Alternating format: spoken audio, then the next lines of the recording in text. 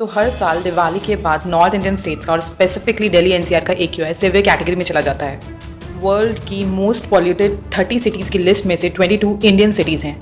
World की most polluted country में India की रैंकिंग 3rd है।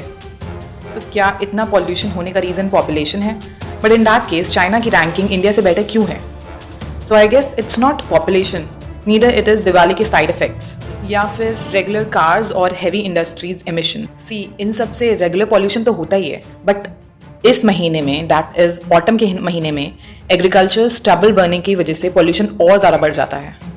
और ये एक चीज़ है जो चाइना ने आसानी से टैकल करी हुई है। इसका रीज़न ये है कि चाइना ने सारी एग्रीकल्चर बर्निंग को बैन कर दिया है। तो इसका मतलब क्या ये है कि इंडिया को भी स्टबल बर्निंग बैन कर देनी चाहिए?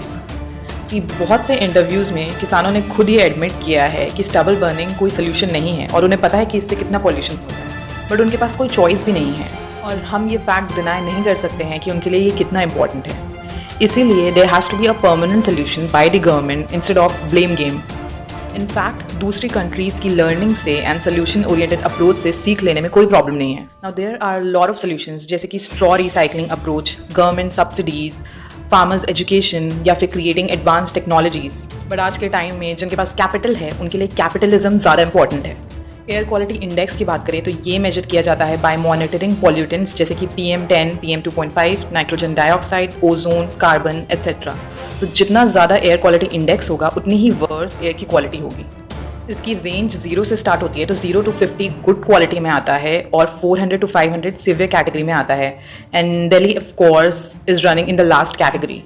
Now this toxic air can trigger irritation to throat, to eyes, asthma attack, also general irritation, mood swings, fertility problem etcetera. तो इसका एक लौता एडवाइस यही है कि stay at home. But problem ये है कि बहुतों के पास तो ये ऑप्शन भी नहीं है। And you will be shocked to know कि कुछ कंट्रीज जैसे कि नॉर्वे, जापान, ऑस्ट्रेलिया, इनका AQI 0 से 1 के बीच में है। मतलब कोई कंपैरिजन ही नहीं है। Now this is general ranking where you can see India leading above all.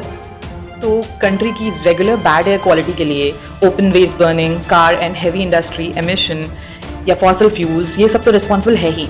But major air pollution का डिस्कशन ये दिवाली, एग्रीकल्चर बर्निंग और ये विंटर के महीने में ही क्यों होता है? क्या सिर्फ यही टाइम है जब हमें बहुत ज़्यादा कंसर्न होना चाहिए? Now if we want to focus on the bigger picture to really see the true progress, controlling pollution takes decades long investment, and it's high time that we start investing.